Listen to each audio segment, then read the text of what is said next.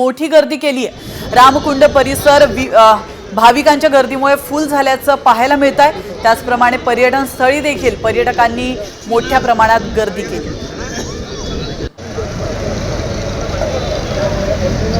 नवीन वर्षाला अवघे 2 दिवस उरले आहेत। तसंच आज या वर्षाचा शेवटचा रविवार आहे, त्यामुळे अनेक पर्यटक स्थळावर पर्यटकांची मोठ्या प्रमाणात गर्दी बघायला मिळत आहे। आपण आता नाशिकच्या गोदा घाट परिसरात या ठिकाणी मोठ्या संख्येने पर्यटक दाखल झालेले आहे। एकूणच नवीन वर्षाला आता 2 दिवस उरले आहेत, त्यामुळे अनेक लोक घराबाहेर पडलेले आहेत।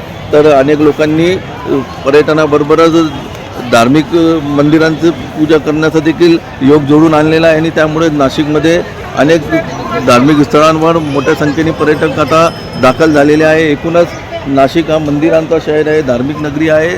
त्याच पाठोपाठ आता वाईन नगरी देखील नाशिकची ओळख झालेली आहे आणि त्यामुळे पर्यटकांची पहिली पसंती आता नाशिक झालेली आहे। एकूण नाशिकचं त्र्यंबकेश्वर मंदिर किंवा वणीचं देवी मंदिर या ठिकाणी मोठ्या संख्येने भाविक नाशिकमध्ये येतात। तसेच इगतपुरी आणि भंडारदरा हे पर्यटन स्थळ आहे, त्यामुळे नाशिकमध्ये मोठ्या संख्येने पर्यटन दाखल झालेले आहे। कॅमेरामॅन इसाक कुरेशीसह मी तब्रेज शेख, साम TV न्यूज, नाशिक।